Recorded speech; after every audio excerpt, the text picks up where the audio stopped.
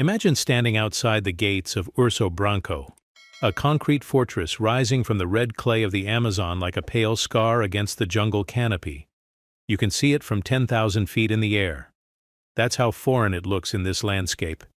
That's how wrong it feels. Brazil built this prison in 1987 for $127 million, more than they spent on education in 3 northeastern states combined that year. It was designed to be escape-proof, riot-proof, the crown jewel of their correctional system, a machine for containment that would run itself. But within 15 years, the cleanup from a single massacre required $3.2 million just to sandblast the blood from 847 square meters of concrete walls. More than the prison had spent on rehabilitation programs in its entire first decade of operation. The architects had designed a pressure cooker with no release valve, maximum security with minimum resources, the perfect conditions for territorial warfare, where the prison's own layout became a chessboard for gang supremacy, where inmates became warlords and guards became ghosts in a concrete hellscape. Today, we open the classified files on how Brazil's most secure prison became Brazil's most dangerous criminal university, how a building designed to contain human rage instead became the weapon that turned prisoners into an army and a maximum security facility into enemy territory. This is the story of Urso Branco, the white bear that devoured everyone who entered its domain. And if you want to understand how institutions fail, how corruption spreads like cancer through concrete and steel, then settle in, because we're about to take you inside the machine that broke Brazil's entire correctional system.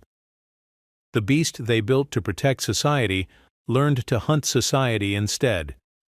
The first time you see Urso Branco from the air, it looks like a scar carved into the green flesh of the Amazon, a pale concrete fortress rising from red clay earth, 47 kilometers from the Bolivian border. The locals call it the white bear, not because of any resemblance to the animal, but because of that bleached concrete that gleams against the jungle canopy like bone against blood. You can see it from 10,000 feet. That's how foreign it looks in this landscape. That's how wrong it feels.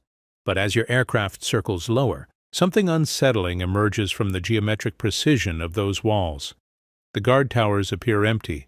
Smoke rises from the cell blocks, and you begin to wonder who's really in control down there. This is the story of how Brazil built a monster it could not feed, could not control, and could not kill.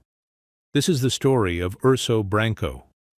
Before there was a prison, there was blood in the clay. The red earth of Rondônia tells its own story, stretching back to the Amazon colonization of the 1970s, when this land was contested territory.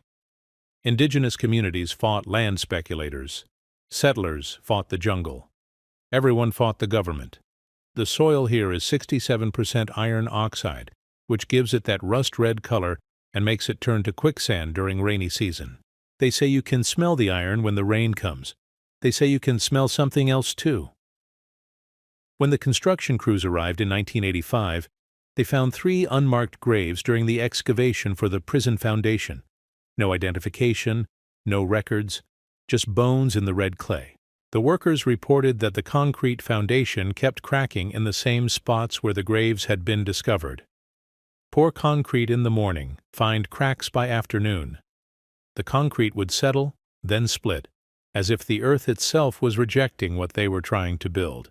The government officials decided to continue construction anyway. They poured 2.3 million tons of concrete to stabilize the structure. Cost overruns began immediately. But they had already committed. They had already chosen to build their monument to containment on a foundation that refused to hold. Looking back, maybe the earth was trying to warn them. 1987. Brazil's new democratic government inherited a criminal justice crisis that threatened to destabilize the entire transition from military rule. Overcrowded facilities, international pressure, human rights violations making headlines in foreign newspapers. The military had left behind a correction system designed for political prisoners, not career criminals. Something had to change. Minister of Justice Célio de Oliveira understood the political calculation perfectly. His classified memos, released years later, revealed the strategy in brutal clarity. Build one showcase maximum security facility to satisfy international observers while maintaining the brutal status quo everywhere else. Allocate massive resources to a single project that could generate positive headlines and deflect attention from systemic failures. The budget allocation was staggering: 47 billion cruzados, which translates to $127 million in inflation-adjusted currency. More than Brazil spent on education in 3 northeastern states combined that year. More than the entire federal anti-poverty budget. They weren't just building a prison, they were building a symbol. But symbols require architects, and the architectural firm chosen for this project had never built a prison before. What they promised, however, was revolutionary: a self-managing facility that would require minimal guard intervention, a machine for containment that would run itself. They called it the future of corrections. The future, as it turned out, had 23 blind spots. The architects borrowed heavily from Jeremy Bentham's panopticon concept, a central observation tower surrounded by cells in a perfect circle, allowing guards to observe all prisoners while remaining unseen themselves. The psychology was elegant. If prisoners never knew when they were being watched, they would behave as if they were always being watched. Total surveillance achieved through the mere possibility of surveillance. But Bentham had designed his panopticon for an open space with clear sightlines. The Urso Branco architects modified the design for a modern maximum security facility with reinforced concrete walls 6 inches thick, electronic surveillance systems imported from West Germany at $3.2 million, and a ventilation system designed to carry sound in only one direction. The modifications created problems. The central tower's sightlines were blocked by the prison's own structural support beams. 23 blind spots where guards could not see what prisoners were doing. 23 places where the machine for surveillance became a machine for concealment. The architects concealed this information from government inspectors. They provided blueprints showing theoretical sightlines rather than actual ones. They collected their fees and disappeared into the bureaucratic maze of Brazilian construction contracts. The government signed off on a design that could not function as intended. Construction began with 847 workers.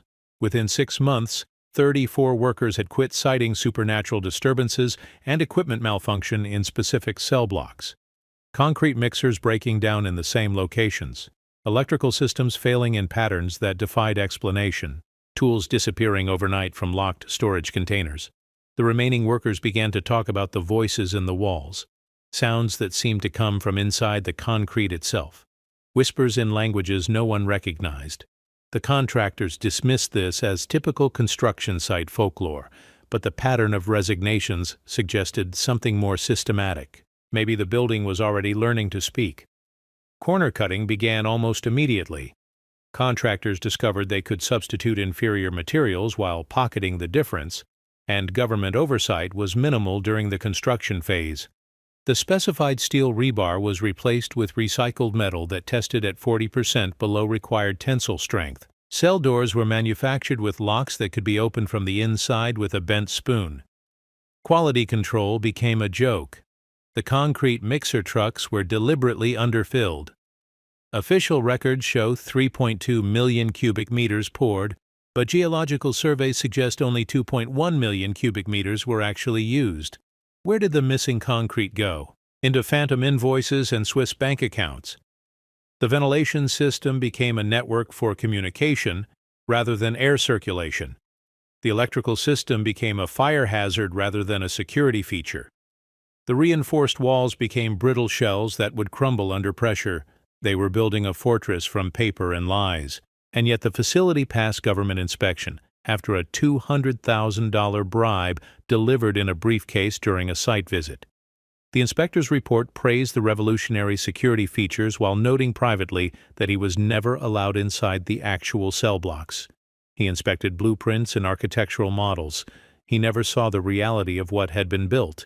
The inspection report became part of the official record. The private notes disappeared. June 15, 1987. Opening day arrived with ceremony and fanfare. State governors and federal ministers gathered for the ribbon cutting. Media coverage focused on the modernist architecture and advanced security technology. Officials spoke of rehabilitation and human dignity. They spoke of the future. The first 127 inmates transferred for the ceremony were hand-picked model prisoners. Men selected for their compliance and stability. Men who could be trusted to behave properly for the cameras. They were housed in the showcase cells closest to the main entrance where visitors would see them. But during the ribbon-cutting ceremony, something went wrong. A power failure blacked out the electronic surveillance system for exactly 47 minutes. Emergency generators failed to engage. Backup batteries had been removed for routine maintenance and never replaced. For 47 minutes, Urso Branco was invisible to itself. When power returned, 3 of the model prisoners had vanished from their cells. Gone without a trace. No signs of forced entry. No evidence of escape. The cells were locked from the outside. The windows were barred. The walls were solid concrete. Yet 3 men had simply disappeared. Security reviewed the footage from before the blackout and after power returned. The missing prisoners appeared in no other location within the facility. They had not been transferred. They had not escaped. They had simply ceased to exist within the concrete walls of Urso Branco. Officials decided to proceed with the ceremony rather than investigate. The media never learned about the disappearances. The ribbon was cut. Politicians made speeches about progressive corrections and international standards. As the ceremony concluded and media departed, the real prisoner transport convoy arrived at the back gates. 847 maximum security inmates, including 23 members of PCC leadership, murderers, drug traffickers, kidnappers, armed robbers, men who had been waiting in transport vehicles outside the media perimeter, while politicians celebrated the future of Brazilian corrections. The guards counted the arriving prisoners and realized they were outnumbered 8-1. The future had arrived, and it looked nothing like what the architects had promised. As the transport vehicles disappeared into the jungle and the last visitors drove away from the ceremony, Urso Branco settled into its true purpose. Not rehabilitation, not correction, not even containment. It had become something else entirely, something that would take 20 years and countless lives to fully understand, something that would transform from a symbol of progress into a monument to institutional failure. The white bear was hungry, and it was about to be fed. 23 hours of lockdown. 1 hour of recreation in concrete yards smaller than basketball courts. This was the daily rhythm of Urso Branco, the mechanical heartbeat of a machine designed to break human beings through systematic deprivation of space, time, and dignity. The cells were designed for single occupancy, 6 feet by 8 feet of concrete and steel. But overcrowding began immediately. 3 inmates per cell became standard. 4 inmates per cell became common. The psychological architecture of isolation transformed into something worse. The psychological architecture of forced intimacy among violent strangers. Personal space became the most valuable commodity in the economy of survival. A few extra inches near the small window commanded premium prices. The corner farthest from the toilet became contested territory. Men killed each other for the right to sleep on concrete floors rather than stand against walls. But the architects had miscalculated more than just space. Acoustic analysis revealed that the concrete walls amplified sound rather than muffling it. Conversations carried through the ventilation system. Whispers traveled across the entire facility like messages in a primitive telephone network. The building itself had become a communication device. Within 30 days of opening, guards noticed that inmates had developed a complex tapping code. Metal spoons against concrete walls. Rhythmic patterns that carried meaning across cell blocks. Surveillance equipment picked up coordinated messages, but the guards could not decipher the system. Something was being organized in a language they could not understand. The code grew more sophisticated over time. Different rhythms for different types of information. Emergency signals. All clear signals. Warnings about guard movements. Coordination of activities across sections of the prison that had no visual contact with each other. Urso Branco was learning to think. Isolation from supply chains created artificial scarcity that transformed basic necessities into currency. A single cigarette cost the equivalent of $12. A packet of instant noodles could be traded for sexual favors. A cell location near the ventilation shaft commanded a 300% premium for marginally better air circulation. The guards were supposed to control this economy, but they quickly discovered they had become participants rather than regulators. Smuggling contraband became a survival mechanism for correctional officers, earning $340 monthly for risking their lives in 14-hour shifts. The informal economy developed its own sophisticated banking system. Inmates carved scratches into cell walls to track debts and credits, complex symbols indicating transaction amounts, interest rates, payment schedules, and collateral agreements.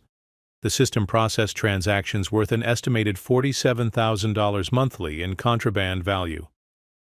Prison officials were unaware that they were observing the birth of a shadow financial institution. The scratches on the walls looked like random vandalism, but they represented a complete parallel economy operating with greater efficiency than the official prison administration. When a former banker arrived at Urso Branco, imprisoned for embezzlement, everything changed.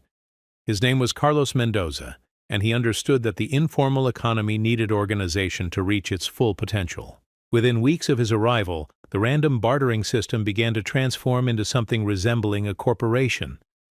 Territories were defined. Supply chains were established. Quality control mechanisms emerged. Customer service protocols developed. The prison economy wasn't just growing, it was becoming professional. Mendoza introduced concepts like credit ratings, compound interest, and risk management. He created a hierarchical structure with department heads responsible for different commodity sectors: cigarettes, food items, protection services, information brokerage, sexual services.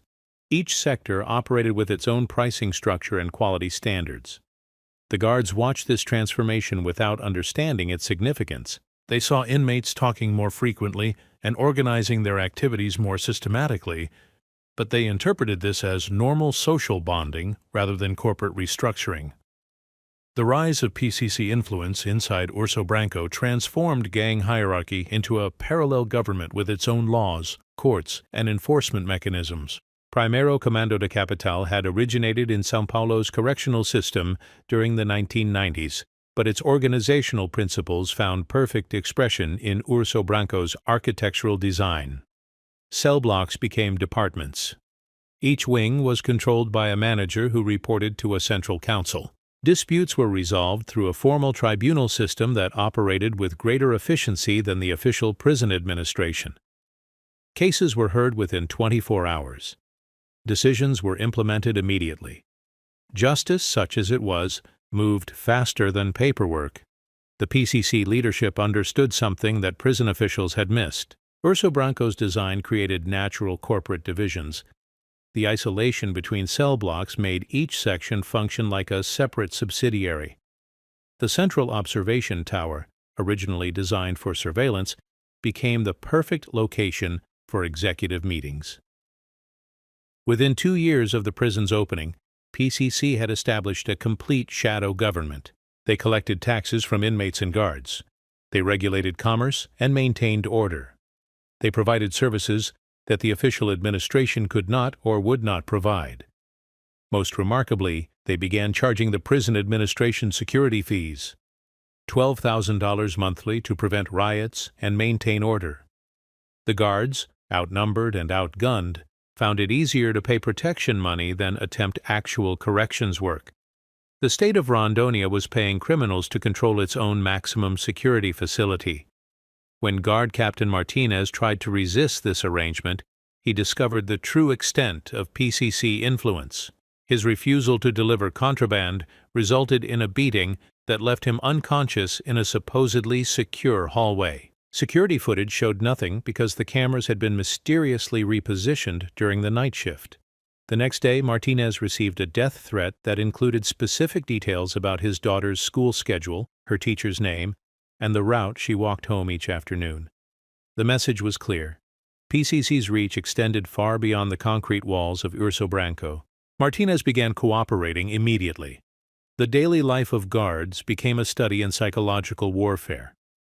47 guards for 1,200 inmates, working 14-hour shifts for $340 monthly. The turnover rate reached 78% annually. Men and women entered the corrections profession with idealistic notions about law enforcement and rehabilitation. They left broken by the reality of institutional capture. Staff developed severe post-traumatic stress disorder, depression, and substance abuse problems. The guard's suicide rate measured 12 times the national average. Exit interviews revealed that many guards felt more trapped than the prisoners, unable to quit due to economic necessity, but unable to maintain psychological health under constant threat of violence. Many guards developed Stockholm Syndrome-like symptoms, identifying more with inmate grievances than institutional authority. They understood that the prisoners had legitimate complaints about overcrowding, malnutrition, medical neglect, and administrative corruption. They began to see themselves as fellow victims of a system designed to fail. Some guards actively collaborated with PCC operations, not from corruption, but from pragmatic survival instinct.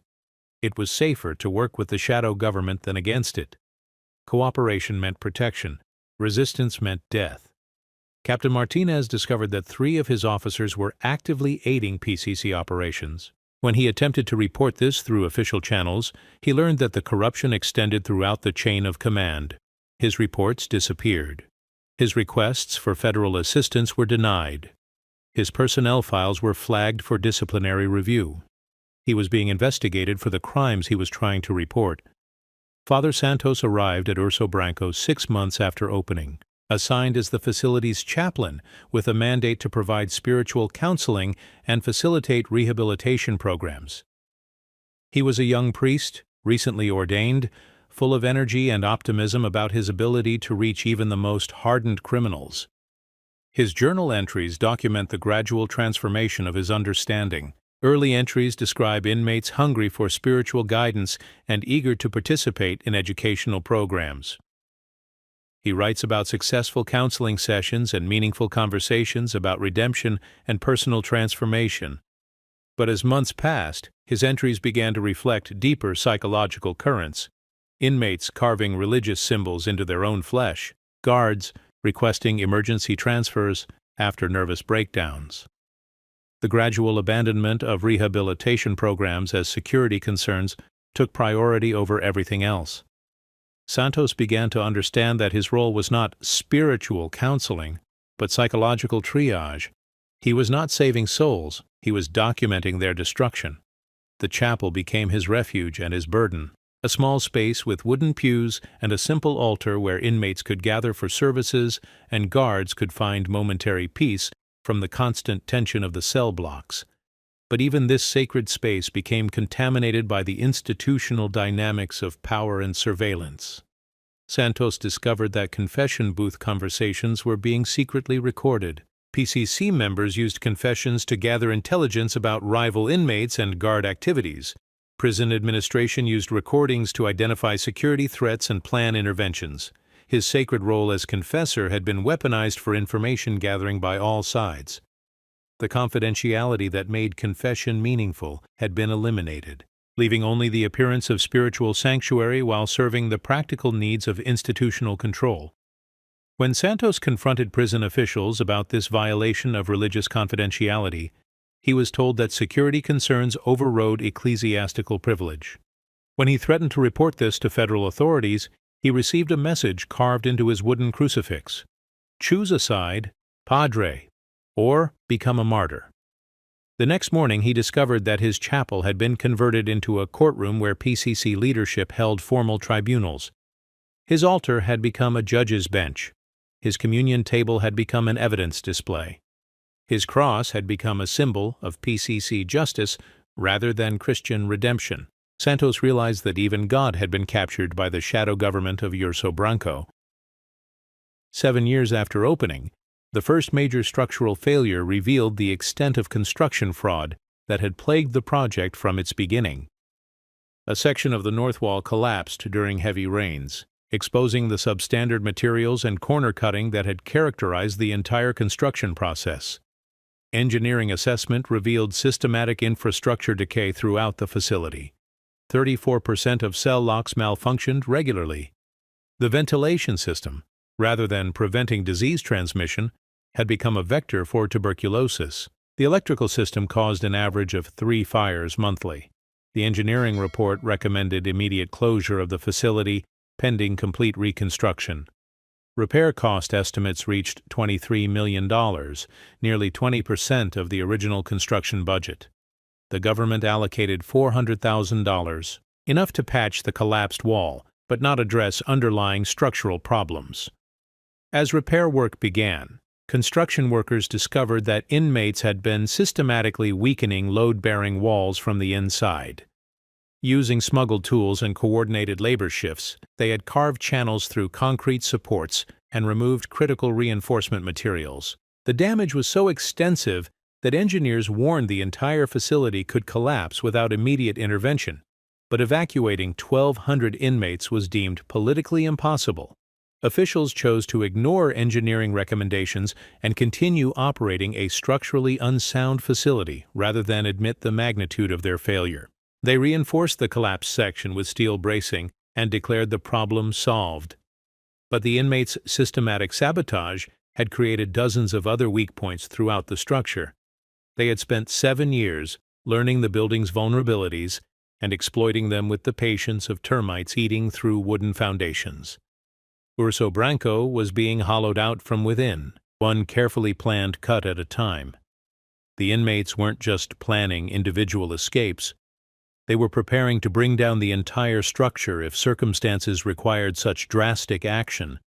The building that was supposed to contain them had become their weapon of last resort. The machine was breaking down, but the forces it had unleashed were just beginning to reveal their full power. The concrete walls that were meant to separate criminals from society had instead created a laboratory where criminal organization could evolve without external interference. What emerged from that laboratory would soon test the limits of state authority in ways that no one had imagined possible. May 27, 2002, 2:47 in the afternoon. Officer Mendez walked into Cell Block C to confiscate a radio that had been playing too loudly during mandatory rest period. It seemed like the most routine intervention possible in a maximum security facility where every action was scripted, every protocol was designed to minimize risk. Every guard movement was calculated to maintain institutional control. But the radio tuned to a frequency used by PCC leadership to coordinate operations across multiple prisons throughout São Paulo state. Confiscating it would blind the organization's communication network at a critical moment when they were planning coordinated activities in 7 different facilities. Mendez had been investigating financial irregularities in the commissary for 3 weeks, missing inventory that suggested systematic theft, phantom invoices for supplies that never arrived, cash payments to vendors who existed only on paper. His investigation had identified specific guards and administrators involved in embezzlement schemes worth an estimated $78,000 annually. His death was not spontaneous. It was premeditated execution disguised as spontaneous rebellion. As Mendez entered Cell Block C, surveillance cameras throughout the section mysteriously malfunctioned. Power fluctuations caused by deliberate electrical interference. The last clear image shows Mendez approaching Cell 17 with 23 inmates moving in coordinated formation behind him. When cameras returned online 4 minutes and 37 seconds later, Mendez was already dead. His body showed evidence of systematic torture. Broken fingers suggesting interrogation. Facial wounds indicating sustained beating. Throat wounds suggesting ritual execution rather than random violence. The inmates who killed him had used those 4 minutes to extract information about his investigation, eliminate evidence of their involvement in commissary fraud, and send a message to other guards who might consider similar investigations. They carved the word traitor into his forehead before cutting his throat. What followed was not a riot. It was a coordinated military operation that had been planned for months, timed to coincide with shift change and meal service when security protocols created predictable vulnerabilities.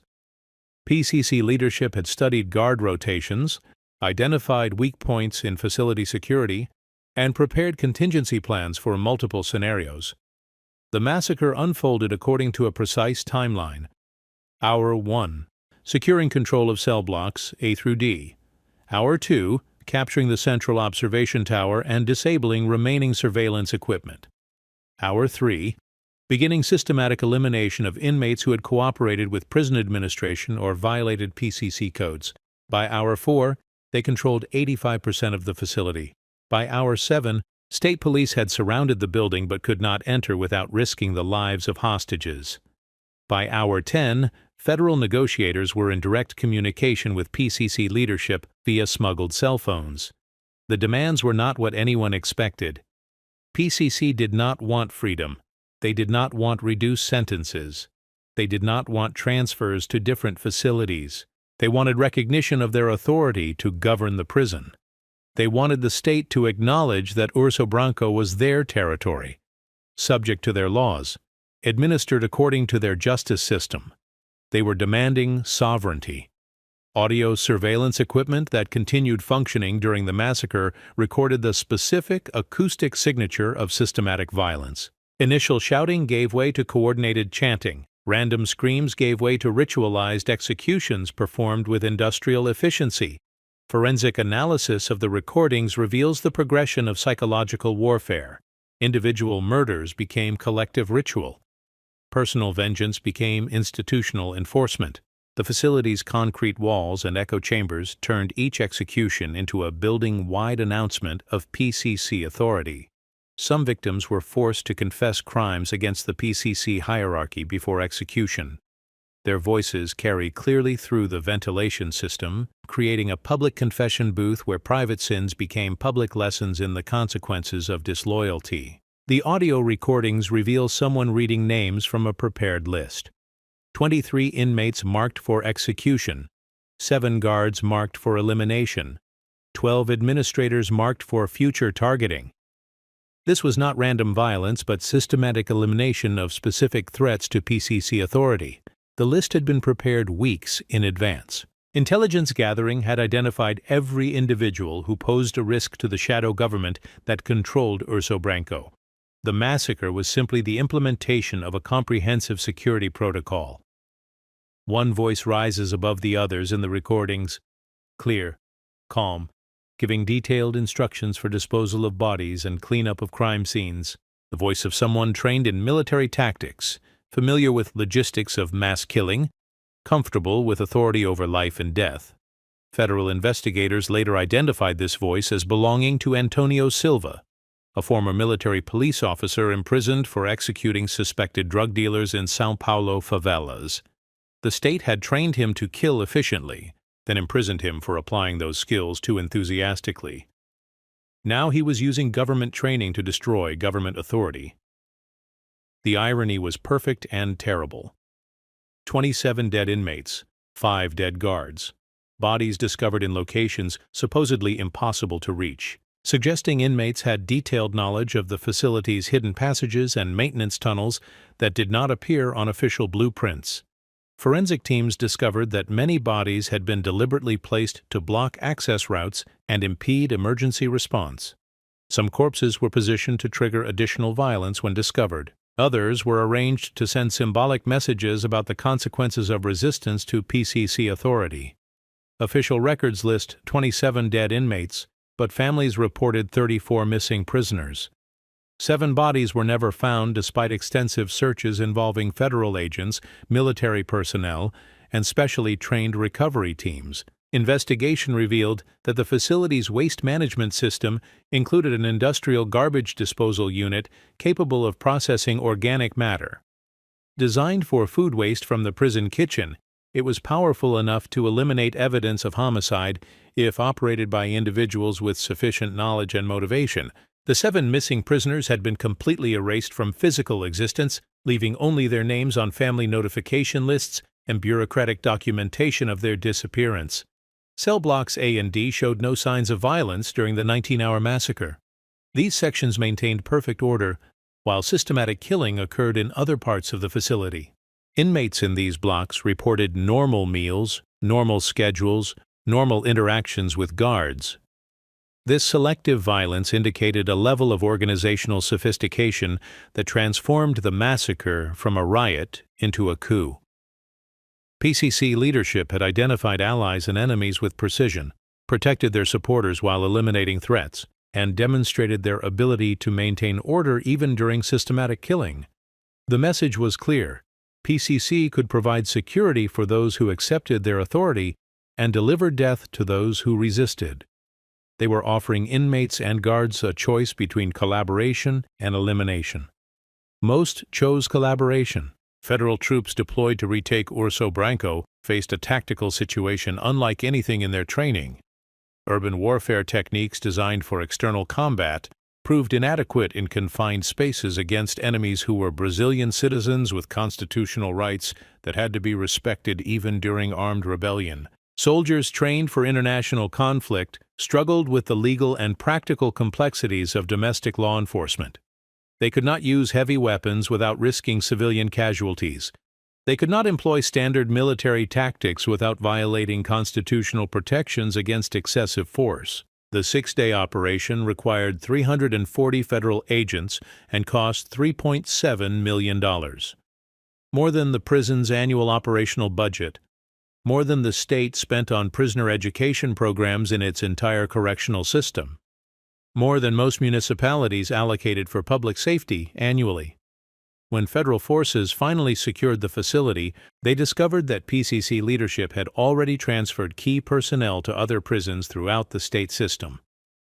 Urso Branco had been sacrificed to protect the organization's broader operations and demonstrate their ability to coordinate activities across multiple facilities simultaneously. The massacre was not a desperate last stand but a strategic withdrawal designed to preserve organizational assets while establishing new precedents for state-prisoner relationships. Surviving guards reported psychological symptoms consistent with combat veterans returning from war zones. Severe post-traumatic stress disorder, survivor guilt, hypervigilance, chronic insomnia, inability to maintain personal relationships or perform normal social functions. Many guards quit immediately after the federal intervention, taking with them crucial operational knowledge about facility security, inmate behavior patterns, and institutional vulnerabilities that could not be documented in written procedures. New staff hired to replace them had to rediscover basic security protocols, while inmates retained their organizational advantages, their knowledge of facility infrastructure, and their established communication networks. The institutional memory of corrections expertise had been eliminated while the institutional memory of criminal organization remained intact. Exit interviews revealed that many guards had developed psychological identification with inmate grievances rather than institutional authority. They understood that prisoners faced genuine injustices, including overcrowding, medical neglect, nutritional deficiency, and administrative corruption that created legitimate grounds for rebellion. Some guards actively aided the federal investigation not to punish inmates, but to expose the administrative failures that had created conditions leading to massacre. They wanted accountability for the systematic neglect that had transformed their workplace into a battlefield. These guards felt betrayed by their own government more than by the inmates who had nearly killed them. As investigation concluded, officials faced an impossible choice. They could acknowledge that the state had lost control of its maximum security facility and close Urso Branco, accepting political humiliation and massive financial losses. Or they could maintain the fiction of government authority while operating a prison governed by inmates, accepting moral bankruptcy and ongoing security threats. They chose fiction over truth, politics over safety, bureaucratic convenience over human lives. The massacre had ended, but the crisis of legitimacy had just begun. The question was no longer whether the state could control Urso Branco, but whether Urso Branco would eventually control the state. The white bear had tasted blood and it was still hungry. The federal commission investigating the massacre convened in Brasilia 6 months after the blood had been scrubbed from the walls of Urso Branco. Senator Maria Helena Rodriguez, chairwoman of the committee, opened the hearings with a statement that would prove prophetic. "We are not here to assign blame," she said. "We are here to understand how a facility designed to protect society became a threat to society itself." Over 18 months, the commission interviewed 437 witnesses, guards, inmates, administrators, architects, contractors, government officials.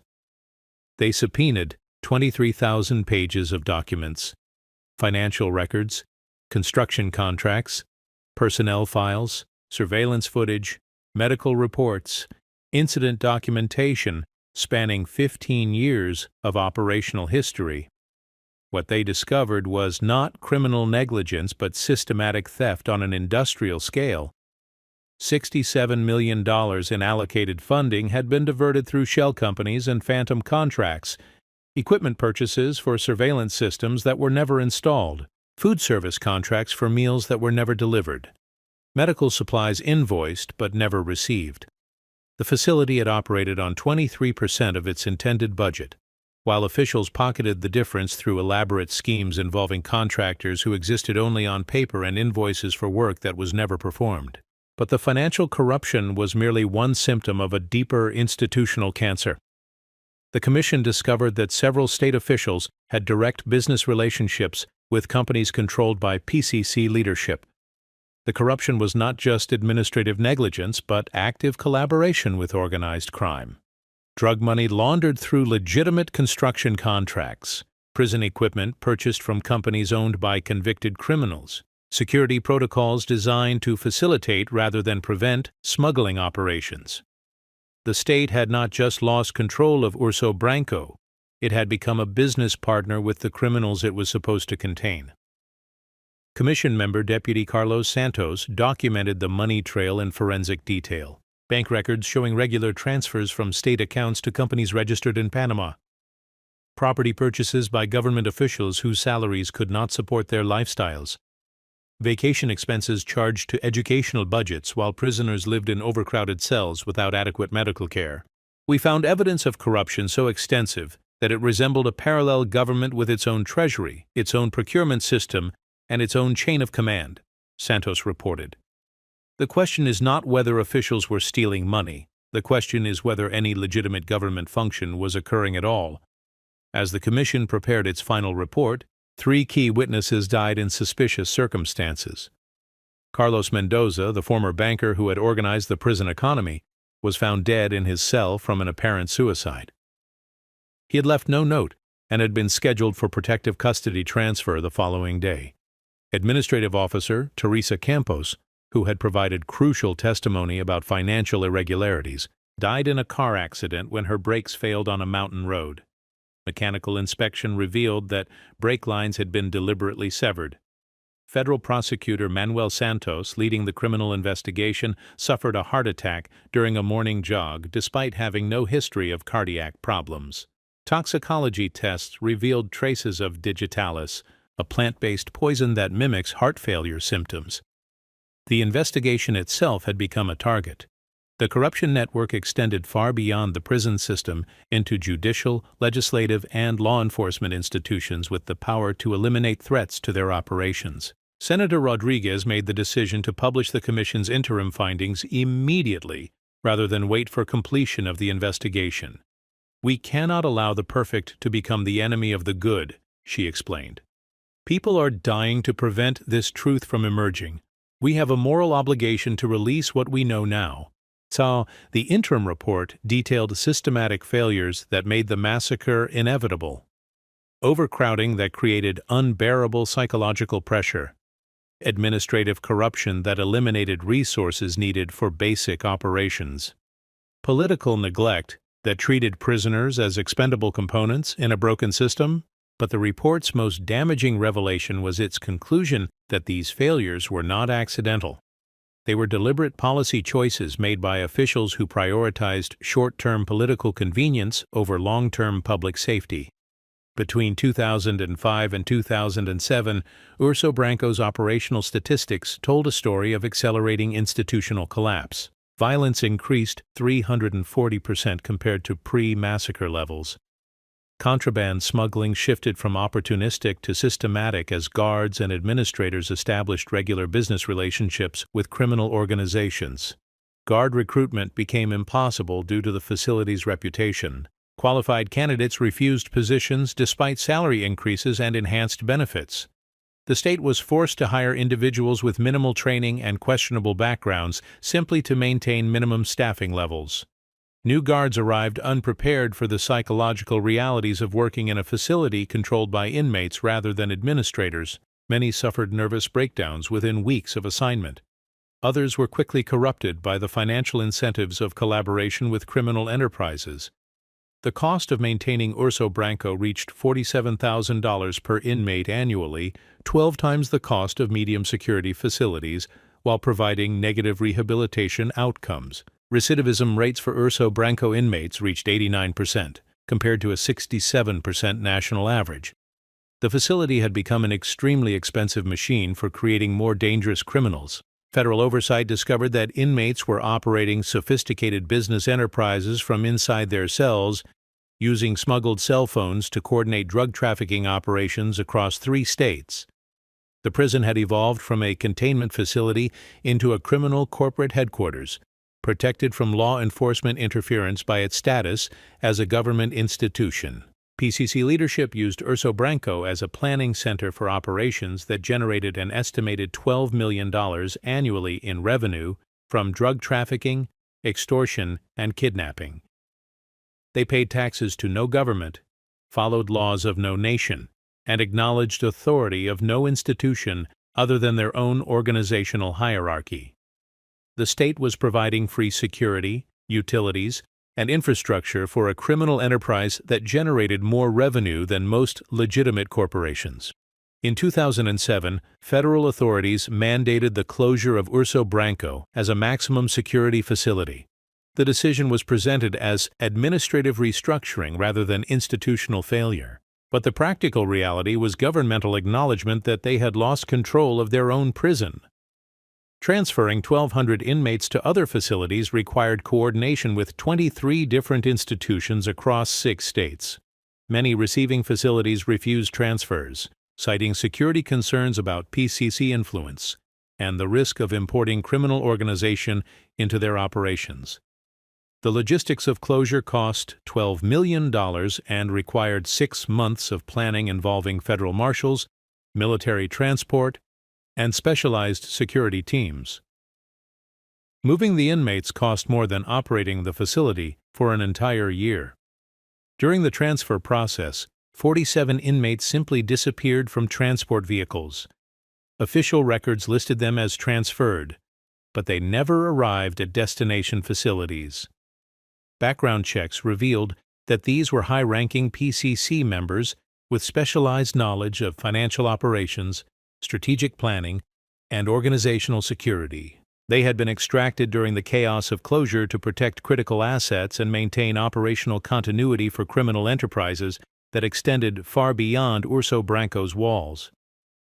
As the last inmates were transferred and the facility prepared for closure, maintenance workers discovered extensive tunnel systems beneath the building, hand-dug passages connecting cell blocks to external access points, storage chambers for weapons and contraband, meeting rooms where criminal leadership had conducted business beyond the reach of surveillance equipment. The infrastructure for mass escape had existed throughout the prison's operational history. Inmates possessed the technical capability to leave any time they chose, but they had remained voluntarily because Urso Branco served their organizational needs better than freedom. They had not been contained by the facility. They had been protected by it. The tunnels revealed the true relationship between prisoners and prison. Urso Branco had not been a maximum security facility, but a minimum security corporate campus where criminal organizations could operate without interference from competing criminal organizations or legitimate law enforcement. The state had built a fortress to contain its enemies and discovered that its enemies had used that fortress to protect themselves from the state. Today, abandoned Urso Branco sits empty in the Amazon jungle, slowly being reclaimed by vegetation that grows through cracks in concrete walls and roots that split steel reinforcement bars. The guard towers stand vacant. The cells remain locked but contain only silence and decay. But the facility's abandonment has not eliminated its influence on public health and safety. Without climate control, the building has become a breeding ground for disease vectors. Local communities report increased tuberculosis and dengue fever rates as insects and bacteria multiply in stagnant water and rotting infrastructure. The prison's failure now threatens civilian populations who had no involvement in its operations but cannot escape the environmental consequences of institutional collapse. Urban exploration reveals that homeless families have moved into some cell blocks, finding the abandoned prison more habitable than local favelas. The facility, designed to exclude society's most dangerous criminals, has become an inadvertent shelter for society's most vulnerable citizens. The irony is perfect and tragic. A building constructed to protect society from criminals now protects civilians from a society that cannot provide basic housing, security, or medical care for its most desperate citizens. Security cameras that continue functioning on emergency power show regular nighttime activity in supposedly empty sections. Thermal imaging detects human presence in areas that should be inaccessible. Motion sensors register movement patterns suggesting organized activity rather than random occupation. Intelligence analysis suggests that PCC leadership continues using Urso Branco's abandoned infrastructure for high-level meetings and strategic planning. The closed prison remains an active component of criminal operations that now span multiple countries and generate hundreds of millions of dollars annually. The building that failed as a prison has succeeded as a criminal sanctuary. Former Urso Branco inmates, transferred to 34 different facilities, carried with them the organizational knowledge and criminal networks developed during their imprisonment. Like viral infection, their influence spread throughout Brazil's correctional system, transforming other institutions according to the Urso Branco model. Epidemiological tracking reveals systematic changes in prison operations wherever former Urso Branco inmates were transferred.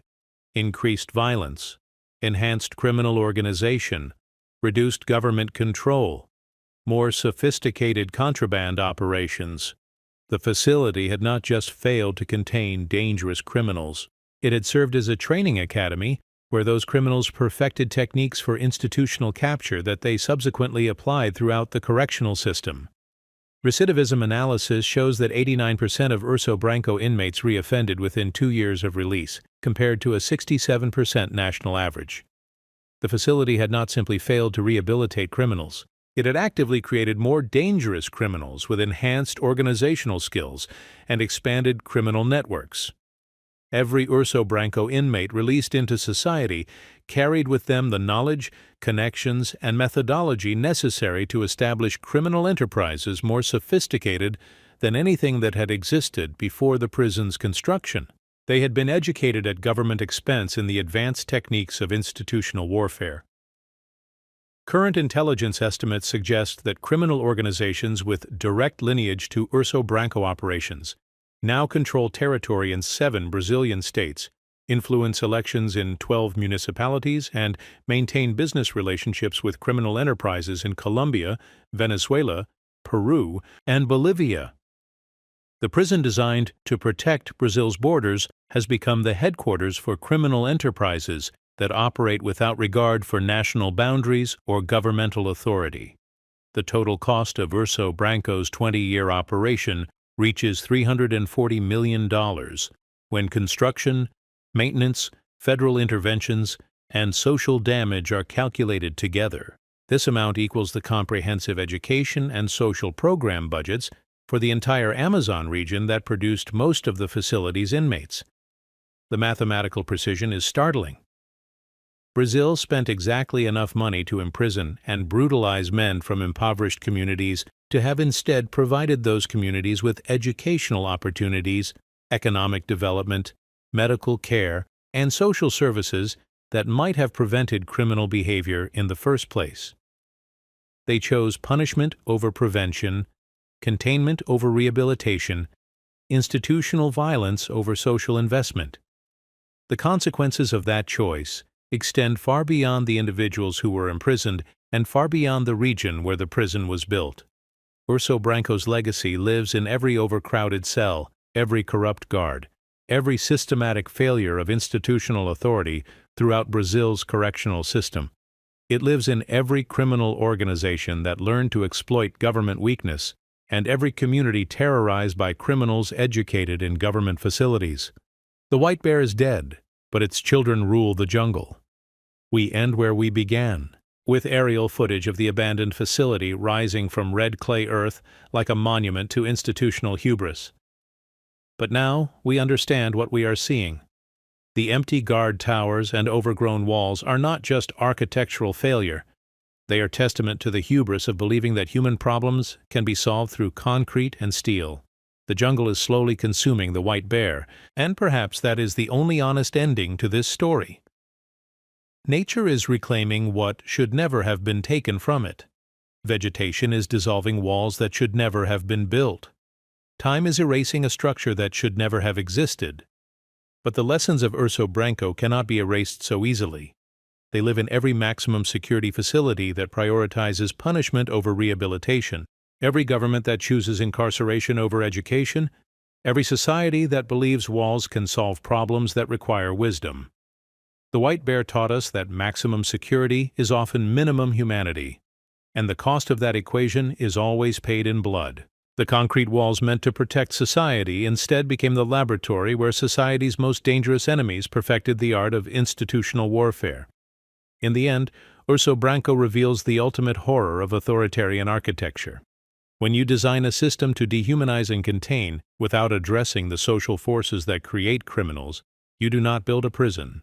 You build a university for violence, and the graduates of that university are still out there, applying what they learned, teaching others what they know, spreading the techniques of institutional capture to new territories and new victims. The white bear is gone, but its legacy is eternal.